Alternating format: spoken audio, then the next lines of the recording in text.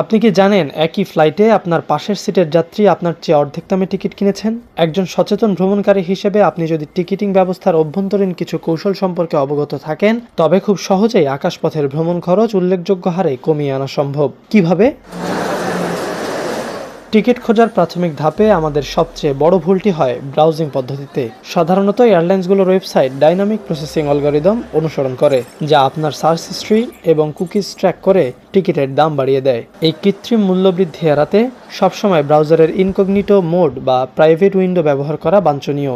এতে ওয়েবসাইটগুলো আপনার পূর্বের অনুসন্ধান সম্পর্কে অবগত হতে পারে না এবং আপনি প্রকৃত বাজার দর অনুযায়ী টিকিট বুক করার সুযোগ পান। সঠিক সময়ে টিকিট বুক করা সাশ্রয় করার অন্যতম প্রধান শর্ত। গবেষণায় দেখা গেছে, আন্তর্জাতিক ভ্রমণের ক্ষেত্রে অন্তত 2 থেকে 3 মাস আগে টিকিট সংগ্রহ করা সবচেয়ে বুদ্ধিমত্তার কাজ। ভ্রমণের দিন নির্বাচনের ক্ষেত্রেও আমাদের কিছুটা নমনীয় হওয়া প্রয়োজন। সপ্তাহের ছুটির দিনগুলোতে টিকিটের চাহিদা তুঙ্গে থাকায় দামও অনেক বেশি হয়, তাই সম্ভব হলে সপ্তাহের মাঝামাঝি সময়, বিশেষ করে মঙ্গলবার বা বুধবার ভ্রমণের জন্য নির্বাচন করুন। এতে টিকিটের মূল্যে বড় ধরনের পার্থক্য লক্ষ্য করা যায়।